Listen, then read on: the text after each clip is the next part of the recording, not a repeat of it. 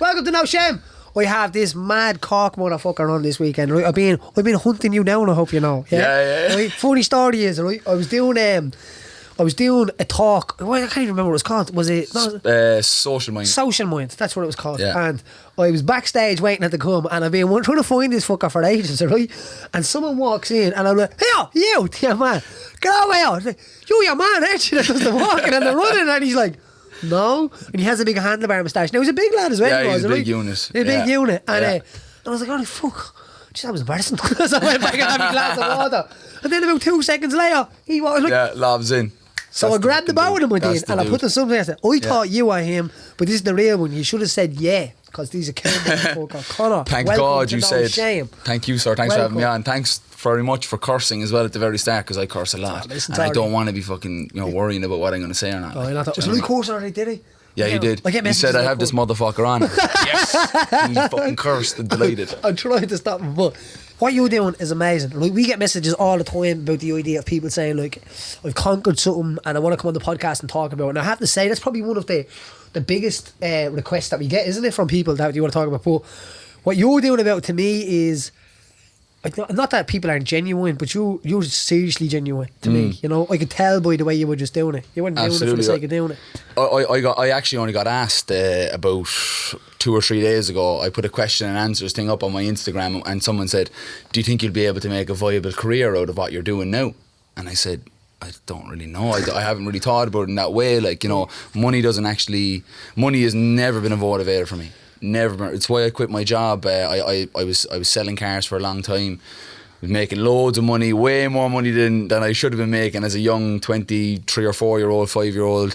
And it just didn't motivate me. And it's still the same way with me now today. I'm doing this, and I'm doing these mad runs and doing all these things because I want to give back. I'm grateful for what I have, and I just want to give back to the world that has given me so much. That's having you. Do you know? know? The world Yeah, that's exactly. Do you know what? I do feel like that as well. People say to me, like, "What is your motivation? What motivates you?"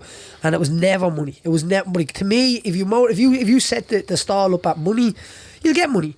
But then you would pay other people with that money to entertain you. Absolutely. You know what I mean? Absolutely. There's so much more past money. The more money you make, the more you're going to spend. Yeah. There's a buddy of mine, and they're making €11 an hour in a clothes shop, right? They got a job then in a pharmaceutical industry and making 65 grand a year, and they're still complaining that they don't have any money. Like, remember you were earning €11 an hour? It's mental. You were able to get by on that. Now you're earning 65 grand a year and you can't. Joe, it's like I'm doing this thing now. I don't know if you saw on my Instagram. I'm trying to change up Black Friday. Yes. I'm trying to change it up and make it Give Back Friday. So I want people on Black Friday to get all their shit from all their house they don't want anymore, all their clothes, all the things that they don't want, and give it to charity. Give it to charity shops, or give some money to charity, right? Instead of going off and buying more shit to fill their lives up with, give away something. We right? have so much shit in our lives, don't we? Absolutely, man. And what I'm doing on that day is I'm going to fast for 24 hours and I'm going to run a marathon on that day as well. So I'm only going to drink water, no coffee, no nothing, no electrolytes, no nothing, just water. And I'm going to run a marathon on that day, and I want people to give something away, to not bring any more stuff, more things into their lives. Because Black Friday does show us, doesn't it, how they can literally just like rally up this kind of mob for Absolutely. things. I seen a picture there, I think it was actually Gary Rowney that had it posted, and it's a picture of everybody trying to get the teddies, and it's like, we're truly fucked when the food runs out. Yeah, absolutely, like, what happens if that's food? If people will kill each other for television. Absolutely, man. It's just crazy. Like, Black Friday is just one day, but it's a symbol for the consumerist kind of society that we're living in now. Like, nobody's truly grateful for what they have. If you're truly grateful for what you have, you're freed from desire, and when you're freed from desire, you can actually get real contentment, real happiness. I have a great line here. Look, when you hear this. Last night I came across this with Terry McMahon, and it's about character, right? And I was reading it. It's a brilliant. It's about an hour-long talk, and he talks about the idea. It's like he links it to acting, and he links why we watch theatre and how to make a theatre like dramatic and stuff like that, right? Yeah. And he says this, right? What is the definition of character? Character is defined by your objective. Objective is something, and the thing that you want. what are you prepared to do to get this is where the character is truly revealed. Absolutely, yeah. And if you link that, last night I had to listen to it about 10 times, and I was like, that is brilliant. So say we were talking about something like Black Friday, or say we were talking about something like you just said already about like, I just want to give back. Like my saying is always, I want to give more than I took. Absolutely, I read that in the book. I've underlined it in the book. You said that in one line, and it was one of those things where it's like, get the pen. I need to write. I need to underline that, because that's the thing, man. You know, when I started this whole thing, like people are like, how long have you been running for? It's like, I've been running for a year. You know what I mean? And I'm going to do these things because, you know, it's something inside in me. It's not the amount of miles that I've ran or the amount of training that I've done. It's something inside of me that's different. I don't even fully understand it yet. That's driving me on to do these things. But when I read that line from you, I was like, that's exactly how I feel about these things. It's like, when I give back, it fills me up. Yes. You know, when I give back, when I meet somebody, I actually was out. I was staying with one of the lads last night, and I was actually out last night in their local. I know I don't drink or anything, but I was there just having an old Luke said, and this girl came over and was actually like, she's from Dublin. And she was following me, and I had no idea. Like, and she started talking to me about all the things that, you know, that she was hearing me say on my Instagram or whatever the case may be, and, you know, about these things I was doing, and that how it had affected her in a positive way. That's what I want. That's you truly. Do you know what I mean? But what you're truly using social media for the right reason, there. Absolutely. Like, there's people and you said this to me actually. I don't know if you even remember when I met you at the Social Mind talk. You said there's going to be people going to kind of come at you. They're going to have deep pockets, and they're going to want to sponsor, do this and that. Keep your head about you, and to find out who's real or whatever. Yeah. You know. It's stuck with me because I was already thinking that at the start, because people have approached me for this and that about this. Multiple people approached me about filming the documentary. Okay. And some people just didn't come at me in the right way. They were like monetizing it. Yes. They were like, we can get this here, we can get this there. I'm like, that's not the way you approach me on these things. No. Two lads came to me, two young fellas, they're 23 and 24, came to me. They said, right, Conor, we don't want anything from you. This is a passion piece for us. We have to spend about 25 grand to get the equipment needed to do this. All we want is the okay. And I said, if I give you the okay, are you going to do that? And you're going to follow through with it? He said, yes. Next week, they were there with a 16 grand camera. Deadly. That they had just bought. These 23, 24 grand, 24-year-old lads. Yeah. That's the kind of people that you have to surround yourself with, is that, you know, they want to give. They can see how to make it as well. Absolutely. Like, there's a great kid, Yaya, his name is. It's incredible, right? He started off he did a video with me ages ago, but now he's in Bali. He's running around figuring out his life now at the moment. But he was the idea when I first seen somebody not like kind of scraping on the quality. So see them two lads there, like they're lads that like probably they understand quality and they understand what they're going after. Absolutely, the end goal. So that brings us to where we are. So you have an end goal now. Yeah. Where the fuck did this come from? Man, I woke up start of the year, 1st of January, New Year's Day. Go forward than that. Growing up, what was growing up like? Growing up? Jesus. You grew up in Cork, obviously. I did. I grew up in Cork. I was born in Mayfield, and you up the boy. and I moved to the Glen for a short period of time. The Glen. Up to the Glen. Yeah, I was talking to you about that. Yeah, and I've lived most of my life now in Glanmire, down just outside the city, like, you know. Growing up was a strange one, man. You know, I was always been a high energy person, high energy kid, and that got me in an awful lot of trouble in school. I was never good at school. I always just felt like that even as like 7, 8, 9-year-old kid, that people were patronising me. I felt like they were putting me. I remember, in like first class, I had this sadistic teacher, boy. She'd always say, "Mayor of the Vale," finger on your mouth, you know. Right. And that's what you're meant to do when everybody's meant to be quiet. And I'd be there like this, just sitting down like this, and like, "Mayor of the Vale, Crower," you know. And I'm just like, I'm not putting my finger on my mouth. Like, I can just be quiet, like, you know what I mean? And that used to get me in so much shit. She used to put me facing the corner of the wall, every single day for hours at a time. And she'd ask me when I was standing up against the wall, she'd go, Conor, are you ready now to be good and sit down? I goes, no, I'll stay here all day. I'll stay here all day. Leave me here, I'm grand. And I had that kind of stubbornness, and I had that kind of like, I'm not going to, you know, I knew even at 7, 8, 9 years old that like adults had this thing of like viewing children as children. Do you know what I mean? Yeah. And I was like, just treat me like you treat everybody else. You know what I mean? I knew that from the get-go. That got me in an awful lot of trouble. And that kind of followed me through into secondary school as well.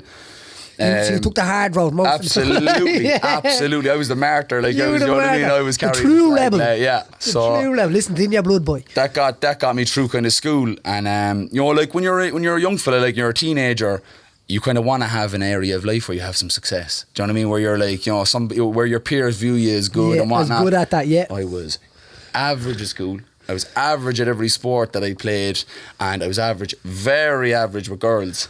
And I was just like awkward, chubby kid, like, do you know what I mean? Used to like crack a few jokes. And I was always looking for this thing that I could throw my hand at, like that I was good at. And I remember going up to my first ever Thai boxing class. I was just about to turn 17. And I went up Siam Warriors gym in Cork, and Martin Horgan gym as well. Yeah, great gym. That one by Martin. Yeah, Martin Horgan. Yeah. Great lad as well. Yeah, he's a great man, and he's like a great ambassador for the sport in the country as well. Do you know? And he's just like he was like, as you were saying, like as well, you know, about coaches and things like that. He felt like almost like a father figure role to me. Like, even though my dad was like such a presence in my life, like from the get go. My dad was a soldier for 40 years. I never viewed him as a soldier. He was always my dad. You know what I mean? And he's well, your uncle says to me like that as well. He says, shut up, you can't even fight. Yeah. When your uncle views me like that, like, I can have to strangle you. You know what I mean? Yeah, right. What a fucker. And my dad's a soldier. He gets no respect. I'm fucking fire. I get no respect from my gaff. How does the dads get some respect around? I give my dad respect. If I didn't mind giving him respect, he'd slap me around the gaff. The man was a soldier for 40 years. You should have been up to his attention. I was absolutely. I tried to follow in his footsteps for years, man. Like he was my hero. And then when I met Martin, he kind of took another like a sub father role. Okay. But I remember the first time I walked in there, and I just started hitting pads, and I was like, I'm actually picking this up, like, very quickly, like, you know. And Martin was like, what gym did you come from? And I was like, I've never done this before. And he didn't believe me. Like, he full on would refuse to believe me. We've had kids like that. Yeah, and he's just like, no, he's like, what gym have you going to? Because I don't want to have someone coming up here saying that you took someone from me, blah blah. And I'm just like, I'm there, like, do you know what I mean? I'm there, like, yeah, boys, I don't know, you know what I mean, what to do, like, you know. And Martin's an opposing figure, I'd say that was absolutely, pretty scary. Like, you know what I mean? Oh yeah, I was just this fucking like this little kid, like, you know what I mean? And that kind of that engulfed me then. From there, I was just like, my whole life was just Thai boxing, fighting, as in like everything that I read, everything. I was there. I was going into an internet cafe after school and fucking paying my £5 to fucking sit down for 2 hours, and I'd watch YouTube videos of Raymond Deckers and all these boys and just eat everything up that I possibly could. I remember reading a book called Four Kings from George Kimball. Fantastic book about the 4 welterweight boxers, like, of the 70s and 80s, like Roberto Duran, Marvin Hagler, Tommy Hearns, and Sugar Ray Leonard. Yes. And the one that really stuck out to me was Marvin Hagler. And make a bang. He's like a very, like, he probably wouldn't make a lot of money now because he's an imposing figure, but he wasn't a trash talker or anything like that. He was just like, get in, get the business done, knock him out, or win on points, like, or just destroy the man, take him apart.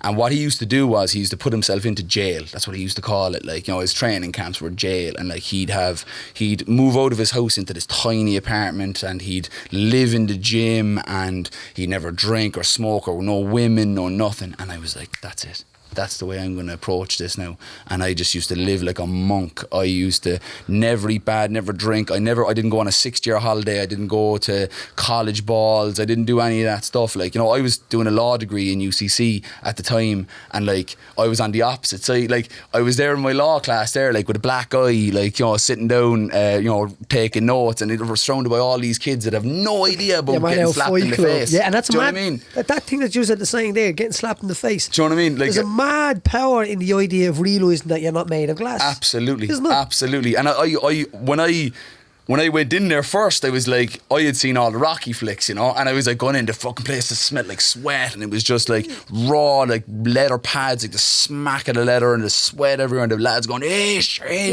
hitting the pads and stuff, and I was just like, fuck, I lived it straight away. Yes, I love it. And when I got into that, like, it was like almost like I was living two lives, you know what I mean? Like, because I was in college and I was surrounded by all these people. They're really lovely people, like, you know what I mean? And all these people that would never have had an idea of the other side, that like once the lecturer said, yeah, okay, we're done now, I was walking from the south side of the city to the north side of the city, and I was getting up to Siam Warriors, and I was getting the head kicked in, or I was kicking someone's head in, or whatever it is, do you know what I mean? I was Brilliant. like, do you know what I mean? I was picking myself up off the floor, getting thrown around the place, and I was getting ready for fights and all that. And you know, there'd be times then, like, you know, I'd have a fight, and like I'd maybe I'd win, I'd lose, or whatever the case may be, and I'd be into college then the next week, and I'd be limping around the place. I got the leg chopped off me or whatever, you know, and it just. I never had throughout those years, I never had a time where I took the fucking foot off the pedal. You know? Did you ever have a time in them few years as well that you found yourself sad? Absolutely. Did you? Absolutely, Were you sad during that times? During those times, it was very, very strange.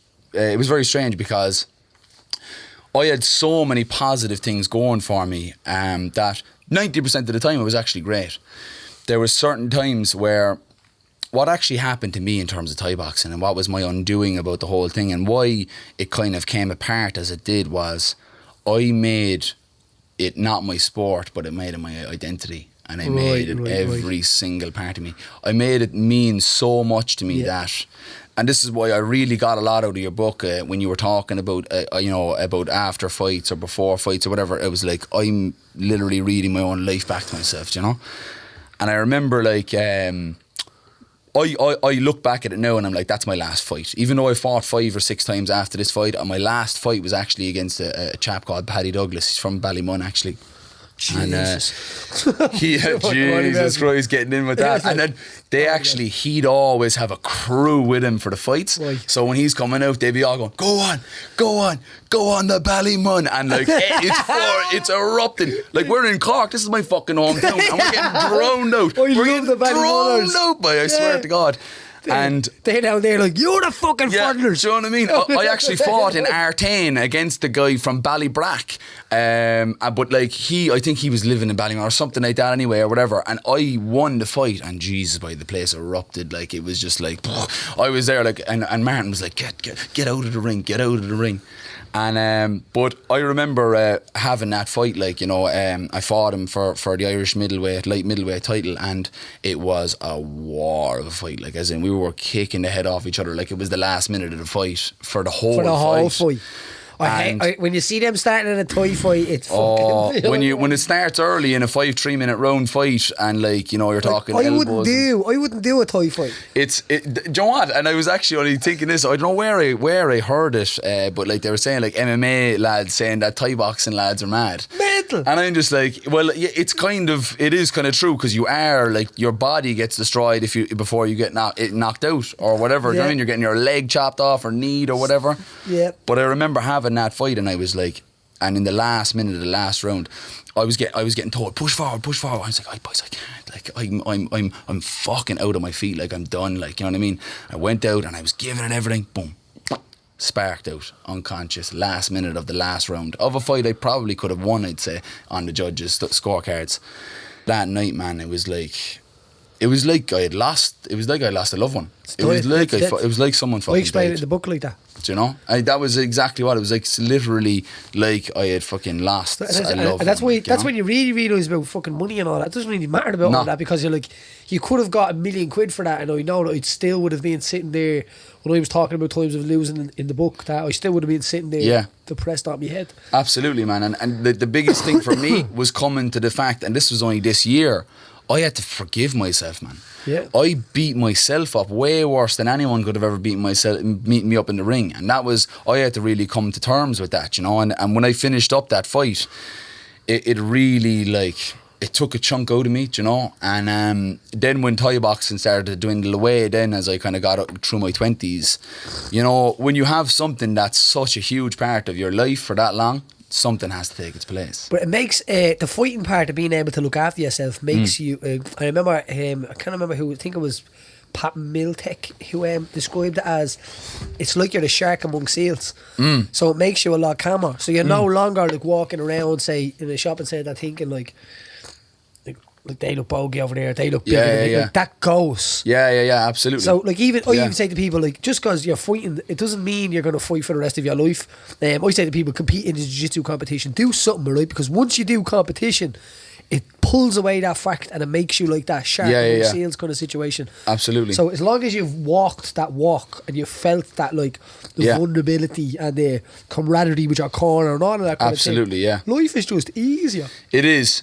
I still feel that, like, you know, from me doing this, like, you know, like the huge runs and stuff that I've been on, the toughness that kind of takes, it was transferred from the fighting times. Because I was always, when I think back on my times, like, I've really thought about only this year really true about my whole time, you know, as a teenager and as a fighter and that. I used to always be the first into the gym, last out. I was the hardest worker in the gym. When everybody was in having a shower, I was doing my knees on the bag. I was doing my extra rounds. I was doing this and that. The reason why I was doing that, it wasn't because I had the love for the sport. It was because I was afraid of getting found out. It was such a weird thing to realise this, but I had this imposter syndrome that because I hadn't had that success in my life, when I had it, I didn't believe it. I didn't believe I was good. Even though I was winning like 6-7 fights in a row, I couldn't let myself believe that I was that good or whatever, you know. Literally only getting that in the last few years. Do you know, like, it's, when I was coming up, I was looking at people and I'm like, what are you saying? Because I'm not seeing it. Exactly. Like sometimes you don't, like, and just going back on something we said there as well, I think if you lose and it doesn't hit you like the way it's like a death or something like that, what are you doing it for? You're not born for it. Yeah. You know, like if you could make a living out of it, fair enough. Yeah, you know absolutely. what I mean? But if it hit, like, to me, it was always about that. It was about like the feelings that I always used to say, buzzing off body chemicals. Yeah. Absolutely. I'm trying to get in there and get my high because I know that that's going to last for weeks. I'm risking an almighty low. It's like a tightrope in a way. It's huge. That's the thing. You're teetering on a rope, like, you know what I mean? Like, because I remember, like, you know, I'd remember even coming out of fights that, like, I'd have clearly won, right? And I'd be like, did I win? Yeah, I know. And you know what I mean? And you're like, you know, it's like, and I was like, are you fucking joking? You couldn't beat the shit out of him, do you know what I mean? And I'm there like this and I get my hand raised and then you get this like, you know, I beat this other man who was pitting his skills against my skills. My skills beat him tonight.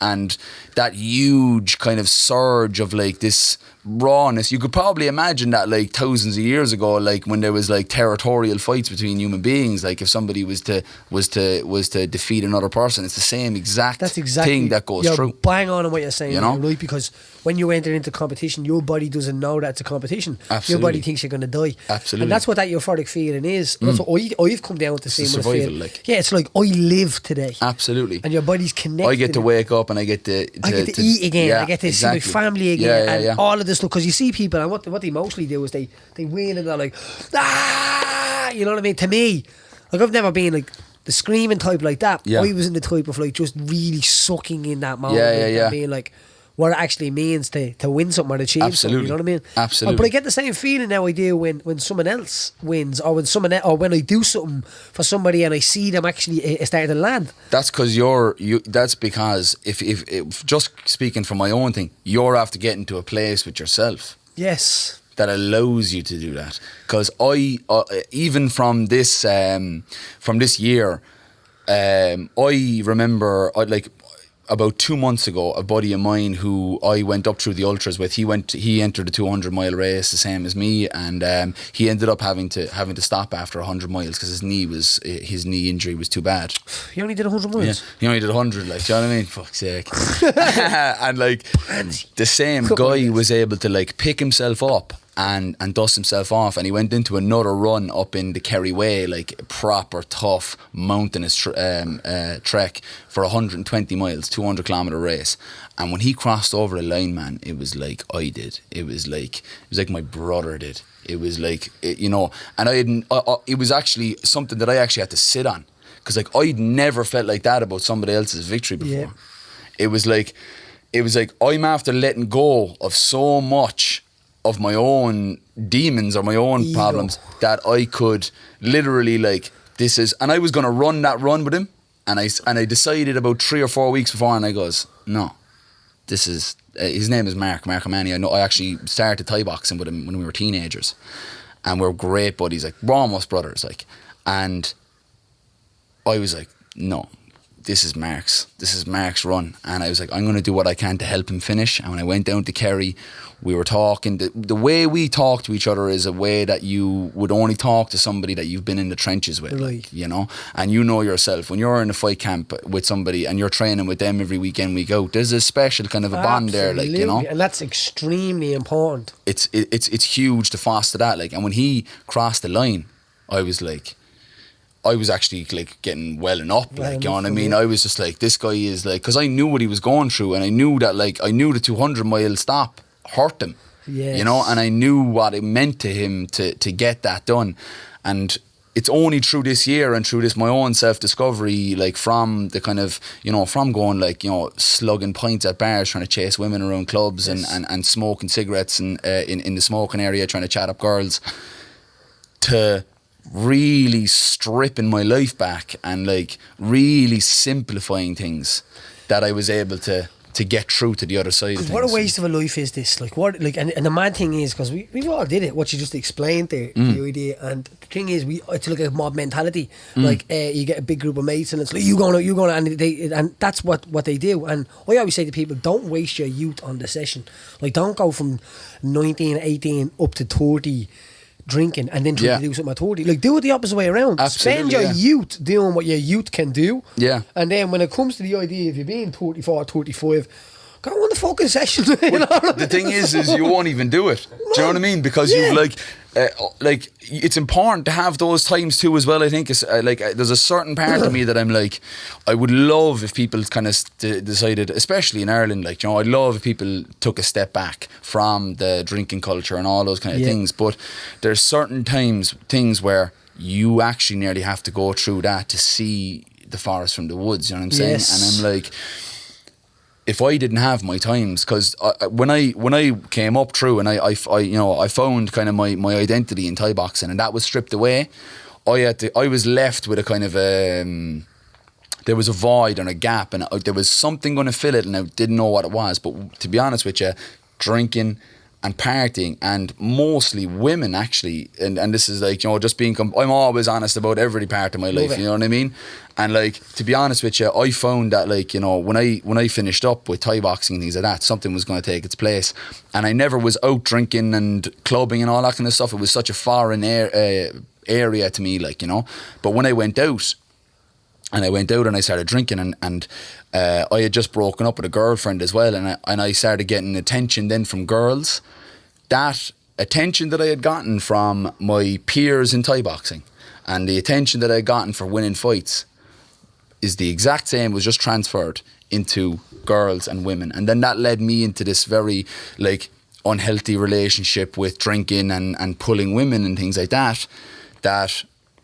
It's the exact same core. It's the same core as what I was searching for from winning fights. It was what I was searching for when I was trying to, like, you know, chat these girls up. We're very simple as humans. Or like, even when I go to schools and say, it'd be like, anybody that does ant, whether it's the tough guy, whether it's the quiet guy, they all just want a hug. Absolutely, yeah. We're all the same. And I figured this out young as well. You think that, like, you say you're running around and you're like different people every night or whatever it is, but you all just want to be with somebody, but you're giving away parts of yourself that can never get back. Like, I always feel like an old man saying this idea, you know what I mean? Yeah, no, it's 100% true. Like, this is the exact same way that I would, like, I'm 28 now, and like, you know, I'm obviously, like, I'm in the fucking youth of my life, like, you know what I mean? And same as yourself. Yeah, we're still young. And it's like, do you know, it's like, I when I look back at it now, I'm like, I cheapened myself, you know, and I gave pieces away of myself to people all the time. And, you know, although I was never disrespectful to anybody, never disrespectful to any girls or anything like that, and that just wouldn't be in me. It never was. You know, I was raised in a different way, but it was just that, like, I didn't care enough about myself that I couldn't care about other people's feelings the way that I should have done. And it was like, you know, as you're like using people, and you're also using yourself. Yeah, and they're using you too. And they're using you too, 100%. And that led then to awful lot of anxiety then around it. And you know, the only way of stopping the anxiety was going out and drinking again. And do you know what I mean? And some doing people the same don't thing want to be again. lonely. So even some people are going home from a nightclub, they don't even want to go home, and they just don't want to be lonely. And I think Absolutely, looking yeah. from an older head, it's like when you see these people floating off in a taxi, and you think they're going home to have this mad romping. They really probably don't. No. He's probably going to be getting sick for the rest of the night. Yeah, the yeah. taxi journey home. Or someone's making toast, and then someone Yeah. falls asleep on the chair. Yeah, it's just humanity by we're pack animals as well, I suppose, and This is another what I option. mean. You know, I always so we say- just want, I suppose, that. Well, your mind does this mad thing where it's like, and even if you say if you see somebody driving off in a taxi with a good looking girl at the put in a nightclub, your head is like, he's so cool. Yeah. It's probably not going to end the way you think of it. Absolutely, you know what I mean? yeah. And another way of looking at it to be saying is that we all go to this place to do the same thing, and we get drunk, right? And what drink does, I talk about the chimp, but I said it there. Yeah. It makes your human go asleep, alright? And Yeah. your chimp is you've got these two chimps running around, and they're making decisions on their own, and they go home and they sleep with each other and they do whatever. Regarding like the sexual transmitted diseases, pregnancy, all of that stuff that can happen in between that, and then the idea of like people waking up and not wanting to do things that they made decisions to do when they were Absolutely. drunk. Both sides, right? Absolutely. The human wakes up and he takes the bill. So he takes the anxiety, he Yeah. takes the thing, and the chimp doesn't give a Shit. fuck. He's Absolutely. sitting Yeah. there, Yeah. He's. roped out, you know what I mean? Yeah, And yeah. the human is the one thinking like doesn't want to pick up his phone, and the last thing you want to do is pick up your phone after a night out like that and hear like, oh bro, you want to see what you were like last Absolutely. night. Oh. It It's like that scene from Me, Myself and Irene. Like that. He wakes up the next morning. You see when he goes into the toilet and fucking yeah. Me, it's- Myself and Irene is a great wait. If you haven't seen that film, check it out. Yeah, it's a great way of like, It's the human two and sides. alcohol. Yeah. Like I know lads that are like, show you as a bush, show you like don't move, they're like a bush, you know what Yeah, I mean? And yeah, then yeah. all of a sudden you got a whiskey in them. Yeah. Wah-hey! Absolutely. And They that's, grow. that's a great example of like where that chimp and I think the human hasn't managed. And Yeah. then you pour alcohol on the human just and Yeah. it shows that the chimp is out to play, boy. Are we going to And he's hillbillies? a dangerous man sometimes, you know what I mean? And that's it, Absolutely. like, And then you know? outside hillbillies, you're trying to prove your worth to the world. You know what I mean? We know. Absolutely, mate. We've been there finger Yeah. licking chicken. Oh man, too many times, mate. Too many times. Stop. I heard, right, there's a great story where Will Fleury. Will Fleury, yeah. I know Will him. He's Fleury. friends with my brother, actually. It's Yeah. true, they fought 22 lads outside with hillbillies one day. I Beat them don't, I all. don't have a clue, mate. Do you know what I It is, mean? yeah. Isn't it? Never let the truth get in the way of a good We had story. him on. He We talked had about him on. We were asking about, there's a legend of Will beating 22 lads all together outside hillbillies. All on his own, supposedly. Oh, is that true? Is it? Probably fucking true. Yeah. So, when you're facing there, how do you get into this? Like, you're going to sign a piece of paper that says, I'm going to run 100 miles. Yeah. You know what I mean? And more. I that was like when I kind of started to go through the ultra things, it was like again I was like searching for But did you something. not just do like a marathon first? I did a marathon, yeah. I did my Right. first marathon in 2018, and Your first marathon was in 2018. Yeah. It's like nearly 2020, mate. yeah. And you're doing 5 in a day, basically, when you're doing a 100-mile thing, isn't it? Yeah, you're doing about just under 4 marathons back to back. You fucking struggle to run the shop. Yeah, it's meant like even when I'm looking back on it, if this was 2 years ago and I'm talking to me, I'd be like, what the fuck you doing? What are you doing? But it was like what actually happened was when I was going through, as I was saying to you there about all the times like going out and drinking and all these things, they were just putting me into this like depressive state. That's why I'm doing all this work for Pieta House. It was putting me into these like ultra depressive states, very, very anxious. No one would have even knew about it because I never talked to anyone about it. I never, would share that part of my life with someone because I had this guilt about it as well. There's a part of my book and I talk about this as well. Yeah. And the other thing is, I didn't even know at the time. Yeah. Like, a lot of this sadness and a lot of this stuff happens when you don't even know at the time. Absolutely. You don't, because you're not able to feed into it at the time because your mind and your life is probably going at 100 miles an hour and you're not really sitting down and kind of going, what is going on? Do you know what I mean? You're not asking yourself those questions because the big thing really, Paddy, like that set this whole thing in motion about me getting into this was and me like really fucking scratching the surface and seeing what was underneath what was actually inside in Conor O'Keeffe was I switched up the question that I was asking myself, right? I was always asking, and this was something that I didn't even realise until afterwards, was I was always asking how. How am I gonna change? How am I gonna get my life on track? How am I gonna get back to where I was? Or how am I going to like have this place where I can just be right here? And I changed that question. I changed it from how to why.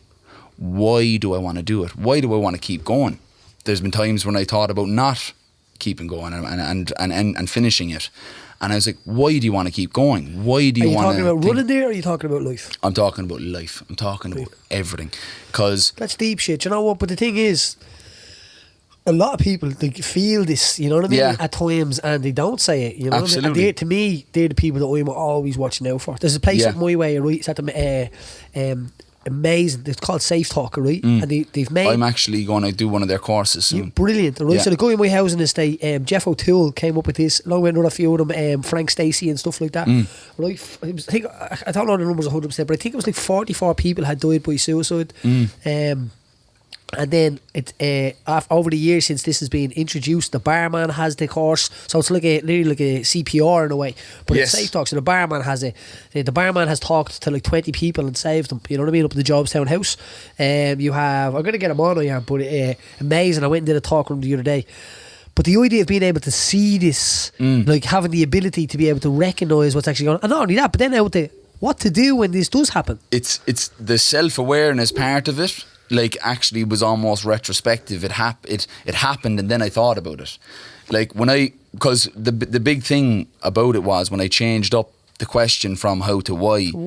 Was I wasn't asking anybody else how was a question that multiple people could answer. Yes.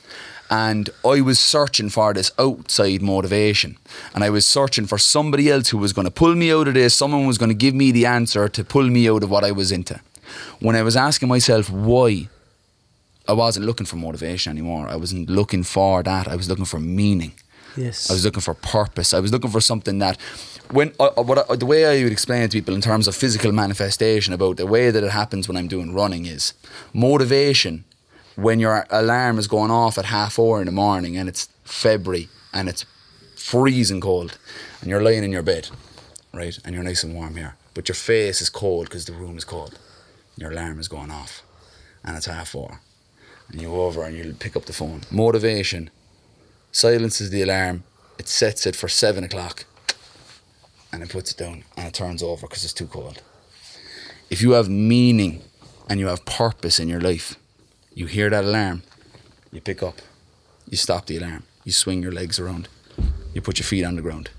You might sit there for 5-10 minutes and you might gather yourself, but you're going to get up. You're going to put your running gear on, you're going to lace up your runners, and you're going to get out on the road. Because nobody's inside in that room watching me. Nobody's in there telling me what to do. It's my own internal fight with my mind. And I still have it on those mornings when I wake up 4:30 or 5 o'clock in the morning. And people wonder, why do you get up at 4:30 or 5 o'clock in the morning? Like, you know, if you're having your days off, you know what I mean? If you've nothing else for the rest of the day, it's like, that's not what it's about. I'm not training my legs, I'm not training my lungs, I'm training my head, I'm training my mind. That when it gets into that uncomfortable position, it's like, oh, we've been here before. We've been here 100 times before. That was kind of like what I read out with the character thing at the start there, if you say, like, so, your plan is what you want. Yes. And your character is what truly defines it. Absolutely. Again, so that moment right there and what you're talking about is the character that turns the phone off and rolls over 100%. and then spends his day flicking through Facebook, looking at what everyone else is doing, moaning about life. Not only that, maybe messaging someone like you now saying, you're a prick, who do you think you are? Yeah. Is that guy on the left, and then the other right guy is the guy that gets up? Same person though. Absolutely. Same person. There is the two people. I say this, you know, like that's what I was saying about, you were saying about the human and the chimp. Yeah. I feel like it's actually, and this is so weird, it's the chimp in me that gets out running, because I get a like, whenever I do actually, there's always that voice. You're never going to fully get rid of it, but I never want to get rid of it, because I want to be able to fight him every day and win. Of course, yes. You know, he doesn't that voice he that won't get says, rid do you of know it. what, we'll set it there for 7 o'clock, we're not working till late. Do you know what I mean? Yeah. That voice, I always wanted to be there, because I always wanted him to fuck off. Do you know what I mean? I love telling him to fuck off. Sorry, do you know what, you fuck off there, because I want him there, because he'll be there 20 marathons in when I'm doing this, 25 marathons, and then he'll tell me, Conor, you're done, like. And I'll have to tell him, you can fuck off now again, because I've already told you a million times to jog on. I loved it. And when you train yourself to do that, it's not like running and like going out for a nice, long run after work or whatever. This is, I'm after running 3 half marathons in a row, and I'm getting out now for my 4th, and it's 3:30 in the morning. I've had 4 hours sleep, and I'm getting up and I'm lacing up my runners, and I can barely get off the bed, but I'm going to run 21 kilometres. That, when you say that to yourself over and over again, when it gets to the tough shit times, this is what happened to me in the 200 mile race.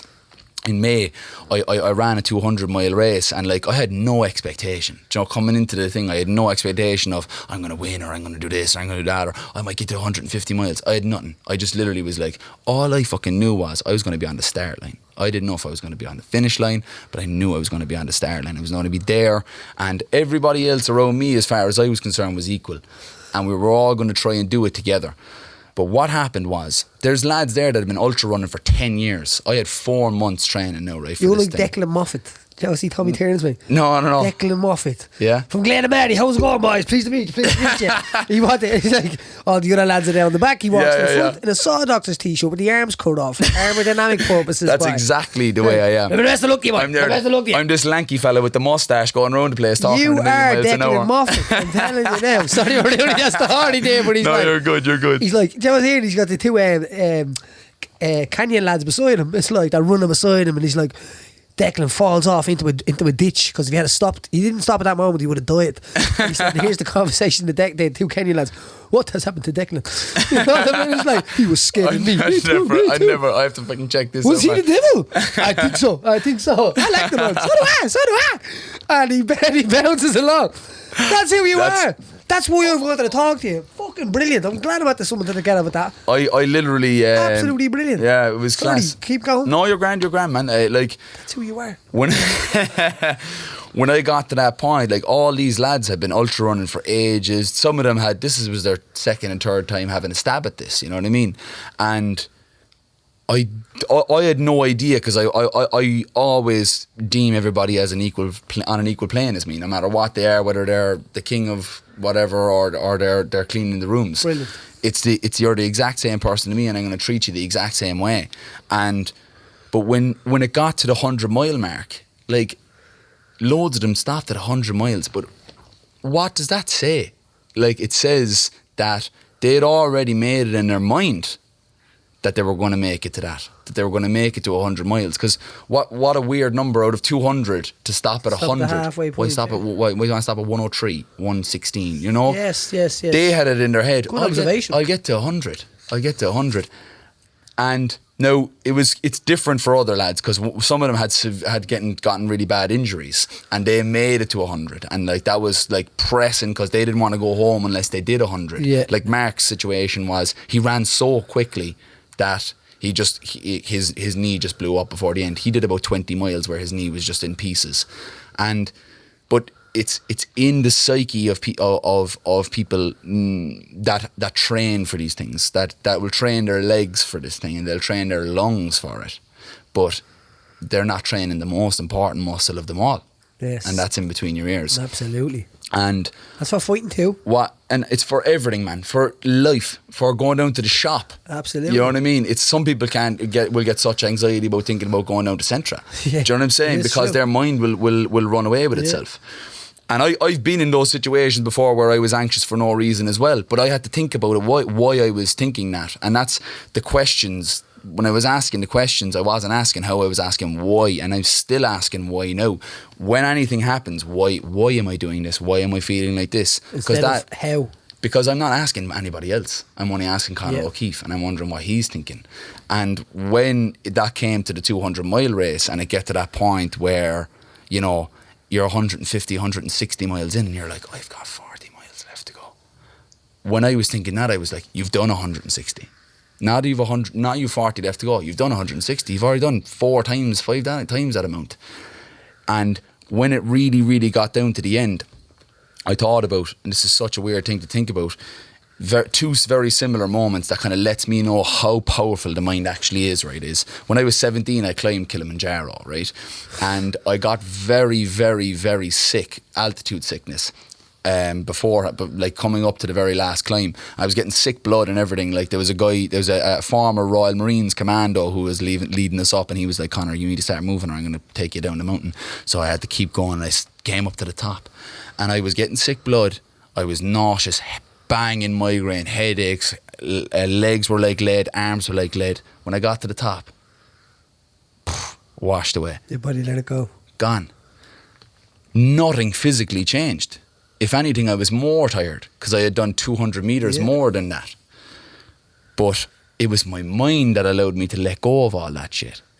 When I got to the second lap, when I got to the last lap, because it was a looped course, right, for the 200 miles. When I got to the last one and I stepped over the chip scanner for the last time and I stepped over the other side and I was about to do my last ever loop, it was like I was reborn. It was like all the stiff, sore legs. I had blisters and cuts and blood all over my mouth because you're eating so much and your body's breaking down. Like, you know, it's starting to break itself down. My tongue was in pieces. I had swollen glands. I was headaches. Everything that you could possibly think of was gone wrong. My hands were down so much. My hands were huge. Was the blood? Huge. Blood was all pooling in there. Huge. Hands were like fucking sausage fingers.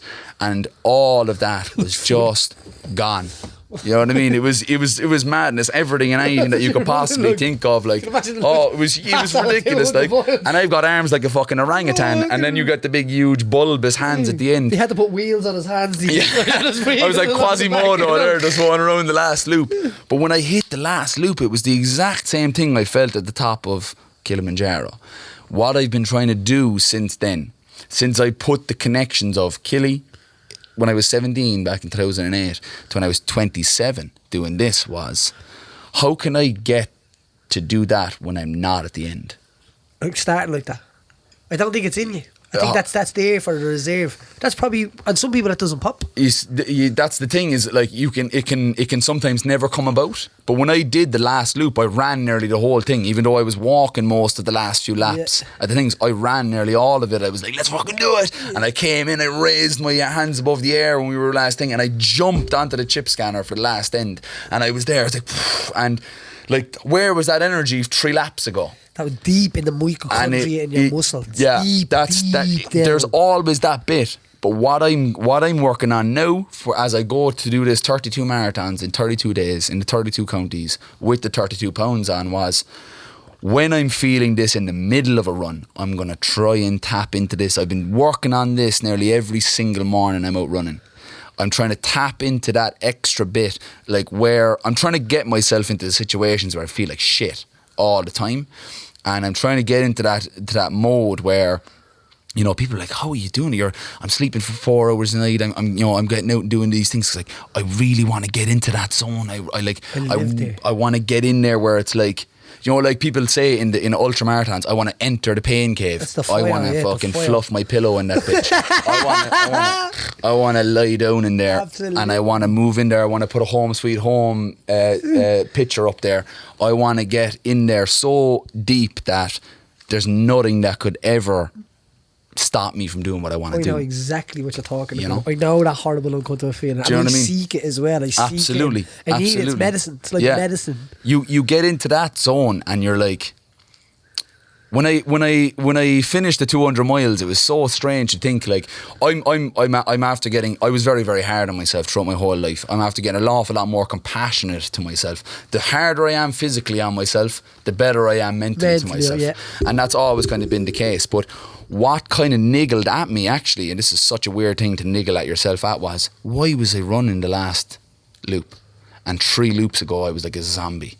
Like like how can we switch that? How can we get that switch to trigger itself before the end?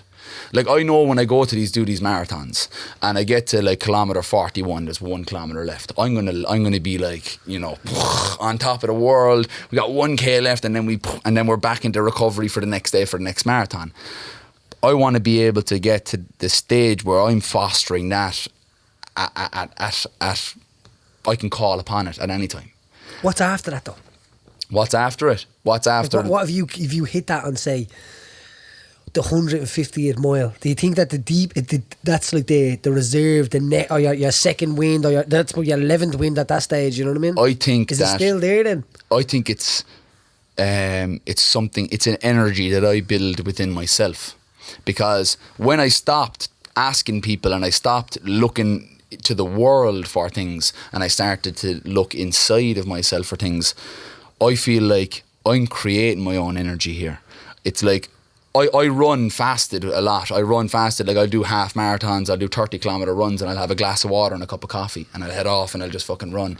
Sometimes I'll go, Paddy, like, and I'll be like, oh, I'll do 20k, and I'll come home fucking 38 or 9 kilometers later, because I'll just get out there and I'll get into this zone, you know, where I'm just like, it's not even me anymore. Yes. It's just my body is operating independently of itself. It sounds very weird, and it's something like it's something like that. I would like that. When I'm here, if I was hearing this before any of this, I'd be like, he's talking shit. He's a psychopath. You know what I mean? This guy's absolutely fucking mental, and I am. But you understand it because you've been in it. Absolutely. So what you're doing now? So 32. Yeah. I love the way you picked 32 as well, not 26. Not 26. Oh man. Do you know what I mean? It's the whole country, baby. You know what I mean? It's the whole country. So you're going to do 32 marathons in 32 days. 32 days, weighing 32 kilo.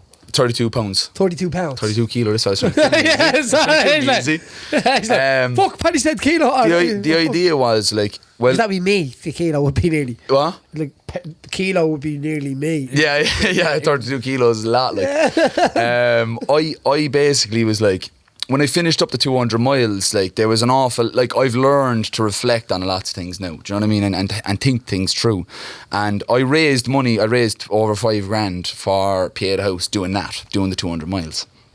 And what I kind of thought about the 200 miles was, the 200 miles was this guy running for a long time. Very good. That's class. What I wanted was, I wanted something that was going to do two things. It was going to bring the whole country together. That's where the 32 marathons, 32 days, the 32 counties came from. And I sat on that for a while. I was like, I'm going to do 32 marathons in 32 days in 32 counties, and that's it. And then I said, no, there has to be another element to this. I wanted to bring it into the mental health aspect. And that's where the weight came from. Because when I was in that time, those times when I'd be waking up in the morning, I'd be hanging, I'd still have my shoes on inside my bed, and I'd be in bits. And then the day, I'd have this heaviness. I'd have this, it was like crushing down on my shoulders. I'd be sitting down and I'd be like, and my mum would be like, you alright? And I'm like, I'm grand. And I'd be there. That crushing weight is gone now for me. You know what I mean? I've sat down with my demons. I'd be inside and fucking Costa Coffee with my demons there. How you doing? How you getting on, boys? Put up a chair there, buddy. Do you know what I mean? I fucking love this lad. And I'd have those chats with them, and then I'd be like, that's it, grand. I'll see you later. Bang, you're gone. And then when I got all those off, the mental weight was shifted so much that I didn't have that anymore. So what I wanted to do was, I'm going to physically put that weight on, because that's what this running is the physical manifestation of this journey in my mind. So I said I'd put the weight back on, and I'm going to lose a pound every marathon. So what that's symbolising is, as I go through this journey and as I pass through people's lives and through people's hometowns and I go through the country, that I'm shifting the weight, but everybody else is. So when I go through Dublin, I'm starting on the capital. Absolutely. I'm starting up here on the 1st of April, and I lose the pound at the end of it when I finish up in Swords, because I'm starting in Tala, and I'm going starting up the road 500 metres, Pieta House head office. Is this where you're starting? Yeah. if you understand. this day, I will be there that day. 100%, 100%, I will yeah, promise yeah, you. Yeah, 100%. you get me that the 1st of April. Yeah. Even though it's April Fool's, so don't mess with me. I'm not. I'm the biggest fucking fool in Ireland. I swear to God, no, but I will. April Fool's will be like, right, Yeah, right. I'm not doing it. But when I finish that and I finish up in Swords and I throw that pound off, I hope that everybody that in Dublin that's following my journey is losing that pound as well, and that I'm sharing that across the board. And that to me, man, like I'm actually getting a bit of kind of like caught up now. It's like that to me is what this is all about.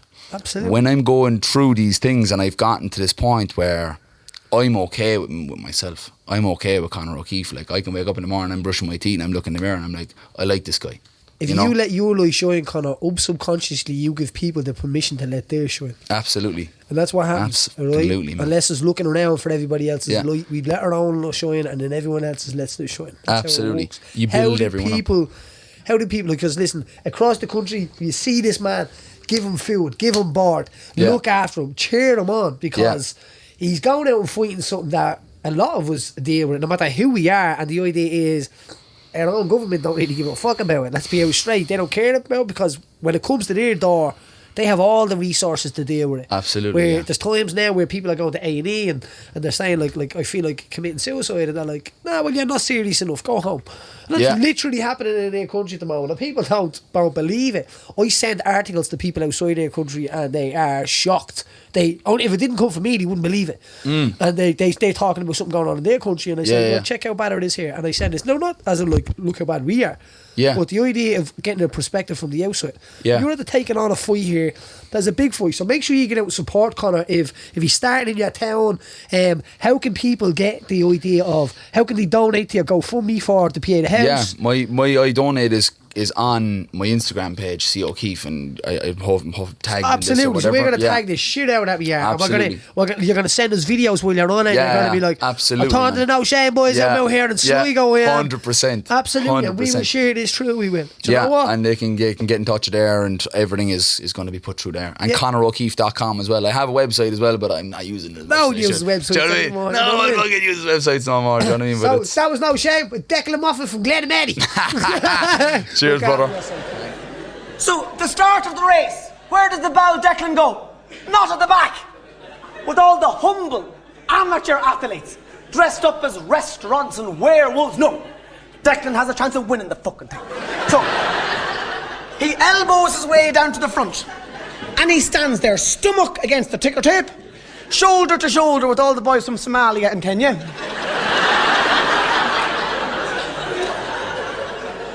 Declan Moffat, Glenamady, the best you know.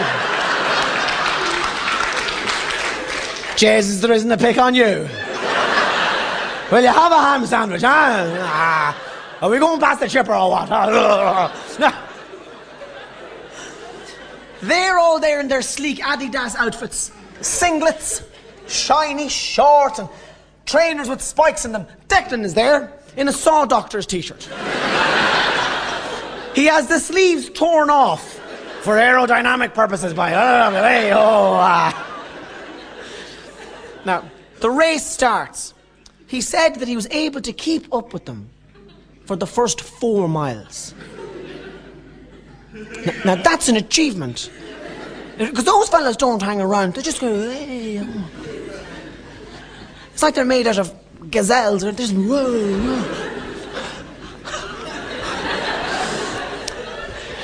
And Brendan there. After 4 miles, he said he got so tired that he wasn't able to slow down. He said that if he didn't come to an abrupt stop, he was going to die. So, rather than kind of stand to one side and to be seen like a bit of a fool, he spotted a ditch, right? And he very suddenly and dramatically just veered off course and leapt into it without a word of explanation to his fellow athletes.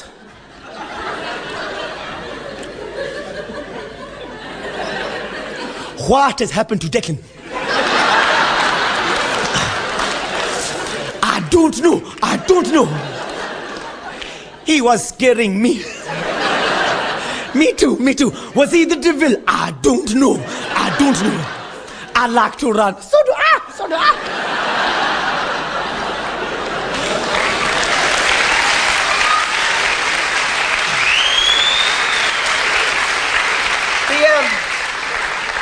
So it's good to have that.